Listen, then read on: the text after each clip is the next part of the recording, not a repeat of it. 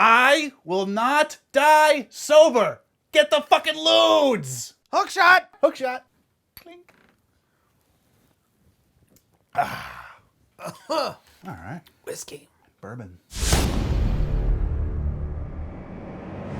Well, hello, internet personages. Welcome to Trailer Trash, the show where we drink a lot of alcohol and talk trailers. Today we are going to do almost exclusively fan requests. Yes, 2/3 of the show. Well, technically we have a guest who's a fan of the show. She requested it, so it's all fan requests. 100% fan requests. 3/3. Indeed, indeed. So, let's get right into it. We're going to start off with The Wolf of Wall Street. Then we are going to do WW84. Also known as Wonder Woman 84, for those of you who are not... for those of you who live under rocks like me. And then we are going to finish it off with... Godzilla. Also known as Gojira. On the streets. Of course, before we talk these trailers and get into the show, go into the link below and watch these trailers in their entirety before we watch them, so this way you are on the same page as us when we tear them apart or praise them for their greatness. Yes. And as is customary, to evil. To evil.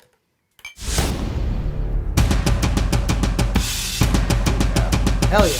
My name is Jordan Belfort. The year I turned 26, I made $49 million, which really pissed me off because it was $3 shy of $1 million a week.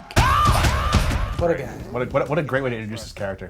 We were making more money than we knew what to do with. FBI, any kind of booze you might want. Oh, Kyle Chandler. You know where it's at with Kyle America's Chandler. dad. Don't throw lobster, man. The point is that he can, Matthew. He's rich. I guess. Oh, it's great. Great titles. Very good. Love the yellow and black color combo. The song rules.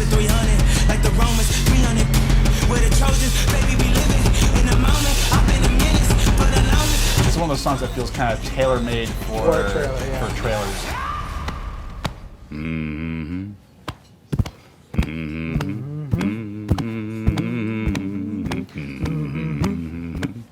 Come on. Now we're on the beat. Oh.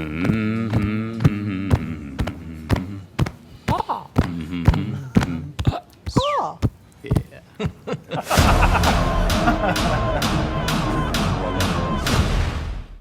That's a great fucking trailer. For a great fucking movie. The energy of this trailer, it matches the intensity of the character. And the intensity of this 3-hour movie that feels like it's 90 minutes. It just fucking flies through 3 hours of depraved nonsense. Quaaludes, insanity, money, Ferraris, ladies. It's pure excess, this movie. It never slows down, just like Jordan Belfort never fucking slowed down. I will not die sober! Get those fucking loads! I think the point of the movie was to exhaust you in the same way that this lifestyle exhausted these people to the point where they ended up in jail. The movie works that way, so as a result, the trailer works that way. It is very in your face, very energetic. It's a lot.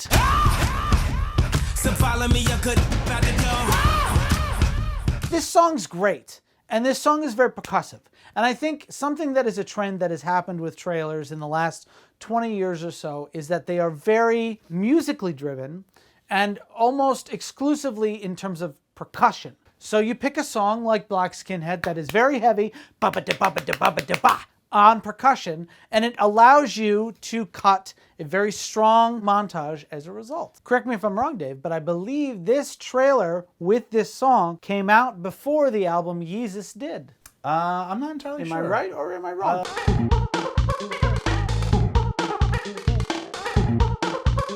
Either way, this, at least for me, the first time I heard this song was in this trailer. I don't believe this song appears in the film at all. I don't think so, no. Which is frustrating. But. Yeah, it is and it is. I mean, Scorsese has his own, he is so dialed into music. You know, like his films always have incredible soundtracks. A casino boss and his wife were killed. The Bulls question Nicky. A couple months back, we talked about The Five Bloods from Spike Lee. Spike Lee is one of the unmitigated masters of the montage. Guess what? Martin Scorsese is also an unmitigated master of montage editing and montage filmmaking. What Martin Scorsese does is he shoots for the montage. You get a lot of movement, cameras are sliding back and forth, you get big push-ins, pull-outs, so when you cut from shot to shot to shot in the montage, it all flows beautifully from one moment to another. Scorsese does something that we like to call shooting for the edit. You're shooting with intent, and you're shooting with an editorial mindset. So you know what you need, and you know how it's going to ultimately cut together with this other stuff you're shooting, which is, I think, one of the most crucial mindsets for a director to go into a shoot with. And it's clear from every film Marty does that he shoots for the edit. Directors who shoot for the edit only get shots in positions where they know they're going to use it. You're going to say this line, it's going to be a close-up. It's not going to be in any other way. It's going to be a close-up. You're going to make this movement, this action, it's going to be a tracking shot that follows you. That's it. That's the only way we're shooting it, because that's how it's going to happen in the edit. And that's how I think it should be. I mean, I think the idea of shooting, of just capturing random stuff from different angles just to get it, it's helpful in the edit for sure. But I think being more prescriptive about what you shoot gets you a more well-intentioned film. When every frame is thought through, and it's not just like, well, we need to get a medium, a wide, and a close. It just makes for better filmmaking.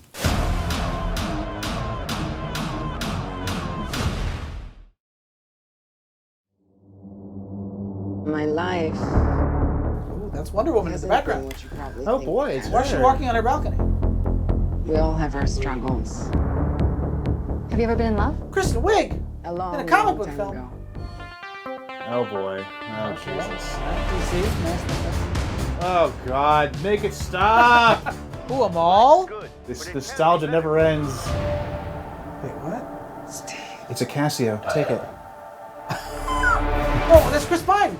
He died in the first movie. What's he doing here, Dave? I don't know. Tell me. Death means nothing in these films. I take what I want in return. How is that Pedro Pascal? I'm blown the fuck It away. is Pedro Pascal. Yes. Yeah, I guess I see it there. Yep. Could be makeup or it could be that he's old. Nice. I'm like so thrilled. Whoa, look at her flying through the CG air. Oh, shut up, Dave. Oh, dude. Eat your heart out, Spider-Man. I can fucking fly on lightning bolts. This trailer, it rules. And this is exactly the kind of trailer that gets me pumped up when I'm sitting in a theater and I'm watching the previews and whatnot before a movie comes on. Jesus, that's literally what trailers are. You just nailed it. It's exciting, it's fast-paced, it takes a song that I know balls to bone, and I hate that expression. I took it from The Matrix. I mostly just hate when you say it. Fine. So it takes a song that I know very well and it reworks it for an orchestra, and it's so good. And I mean, I'm having a hard time organizing my thoughts because I'm so pumped up by this trailer. Okay. All right, Dave, dissenting opinion, go for I'll it. keep it short. I'm sick of comic book films. I'm sick of the fucking 80s as a focal point in cinema and in our media and our pop culture. I just can't believe it. I'm like, oh my God, they're still doing the 80s, these fucking companies. Ah, you got me started again. Look what you've done. I'm not the right audience for this movie. If I was a 12-year-old girl, maybe. But I don't know why you had to gender it, because 12-year-old boys could love this movie too. they could. But You never know. But I think I would imagine 12-year-old girls are more the target audience than 12-year-old boys. For those of you who had seen the original Wonder Woman comics, it's actually strangely very bondage heavy. The fact that she has a rope, she gets tied up a lot and tied up in very like sexual positions. So I don't know if necessarily Wonder Woman I don't know if Wonder Woman inherently in her inception was meant securely for women. I feel like there's a small amount of sexual deviancy that is looped into Wonder Did a Woman. woman create and write Wonder Woman, or is it a... No. Okay. Yes and no. The point is, there's a lot of bondage that is very... All right, Dave's interested in Wonder Woman now. I'm a fan. I'm a super fan. Anyway. You know what, Dave? I'm sick of trying to explain why I'm excited for this movie. I need to bring in someone else to help me out with this. Yes. So let's bring in our guest. We met at the Upright Citizens Brigade Theater. She has since gone on to work at Full Frontal with Samantha Bee, and she currently works at the Drew Barrymore Show, and is the first and only so far Emmy-nominated guest that we've had on the show. Ana Breton, welcome to the show. All right. What an intro. Well, what a guest. What a guest, absolutely. Anna, before we get into the nitty-gritty of WW84, yes. what are you drinking? Because this is Trailer Trash, as is customary. After all. I am drinking a Maker's Mark bourbon whiskey. I am technically having a Jameson whiskey neat, but I have a little whiskey stone in there because I don't like it warm. I like it cold. It's like half neat. Half neat. It's like neat. Nee. Perhaps it is the drink who says nee. And I'm having a Tom Collins homemade. Anna, you recommended we watch this trailer and talk about it, so I want to hear why. I love this trailer because it's action and comedy, and who doesn't love those things? I don't know why Dave hates it. I think he's wrong. I mean, I just generally hate most comic book stuff, and this is just like, yet another corporate-owned asset being pimped out with 80s nostalgia. It's just okay. Jesus Christ, I've had enough. Wow, this just in, Dave hates women. There it is. The second you're in the trailer, the music is already there. It's already setting the tone. And I know it's that corny 80s, but that's what it's about. And there's a mall in the trailer. It tells you that the movie has a mall. Do you remember malls? Like, what else do you need in a trailer? It's just member berries. It's just member berry juice. Just wrung out, just like 80s. Remember Stranger Things just did this? Oh yeah, get more of the 80s. Remember TIE Fighters? Oh, remember Jawas? Remember?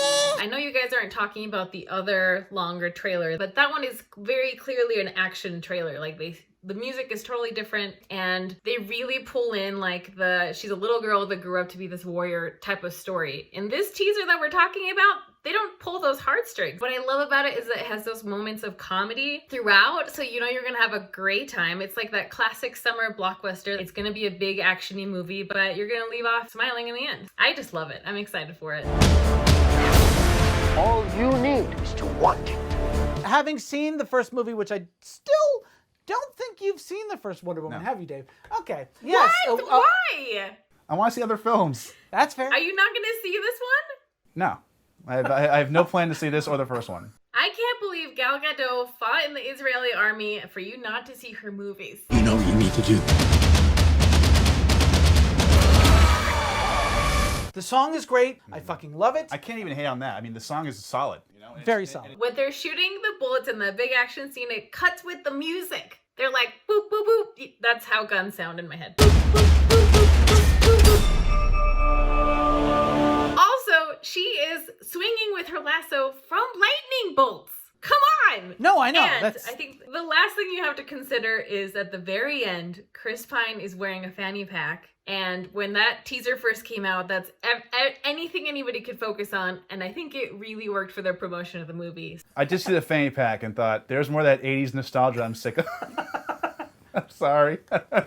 You know what never goes out of style? Empowering women and young girls. Yes, absolutely. That's why I can't fully hate on this thing. I just want to say, move over, Die Hard. WW84 is your new Christmas movie this year. I want to talk to somebody in charge. Is that a Karen? Is this a Karen movie? Ooh, maybe. That what happened was a natural disaster. That was a plane crash. And a building collapse. You're lying. It was not an earthquake. It wasn't a typhoon. What was it? Because what's really happening is that you're hiding something out there. Damn, Bryan Cranston's fucking losing his shit. No, it's like he's crying while he says it. It's There's so a lot of good. desperation in his voice, which it raises the stakes. Acting talent! And it is going to send us back to the Stone Age. Oh yeah, tell us, Brian. Give us the stakes. Shit. Love the use of the 2001 music right now. Oh, Brian, don't cry. Oh, don't cry, Brian. Oh, is that Julia Binoche? I think it is Julia Binoche. Oh. I bet she was trying to find her chocolat. Hey! Hey! A lot of really compelling visuals in this trailer. Incredible. Very beautiful trailer. Oh.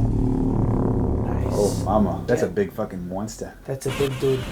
That wasn't even Godzilla with the roar. That was not Godzilla at all. Who was the fucking other monster? Muto. Muto?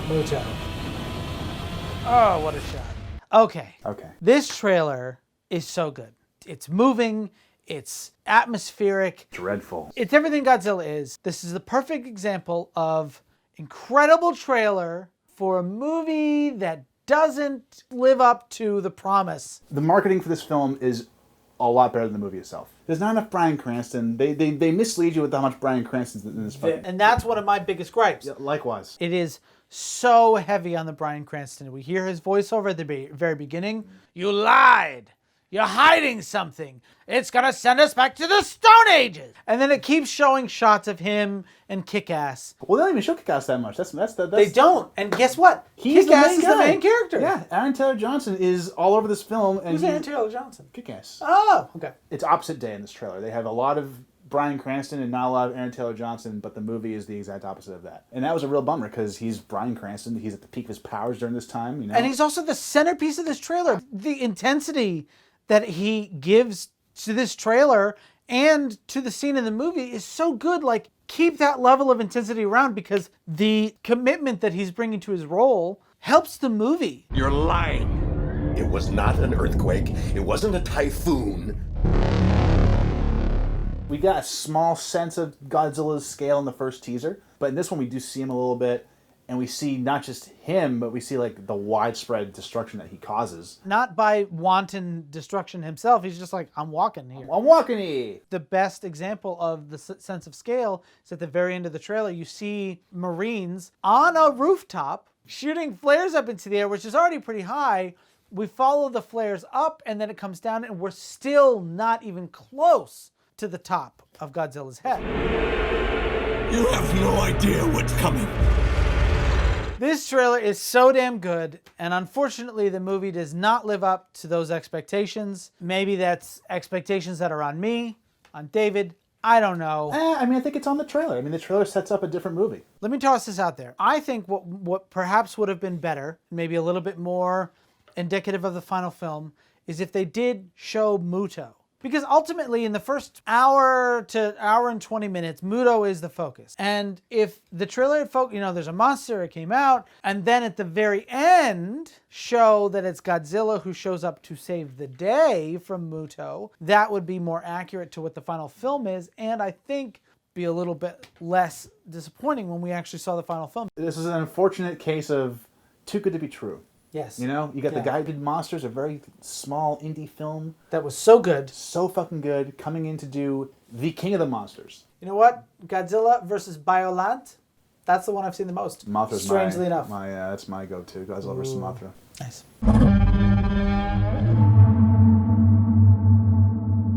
Well, here we are, after Thanksgiving, pre-Christmas. This is gonna probably be our last one of the year, of the calendar year, because it's December. It's almost Christmas. I'm not working on any more episodes between now and Christmas. Fuck you. Perhaps. We'll see. I mean, as of this taping, we're taping this pre-Thanksgiving. Pre-Thanksgiving. We're going to be airing it today. Right now. So we'll see. But yeah. Hey, we did some fan requests. Please. Send more. Send more fan requests. We love talking about these trailers. We'll happily talk about them and make some content for you. I guess that's all I have to say. Yeah. Thanks for watching. Like, subscribe, comment, etc. Yep. Send us love letters. Please don't send us death threats. Send us nudes. I don't even care what you look like. Send us nudes. Okay. Yeah. Send us nudes. Send us nudes. Let's see if this works. We'll send you nudes too. Let's see if it works. It's the master plan. It's all coming together. To nudes. To nudes. And to evil. And to evil.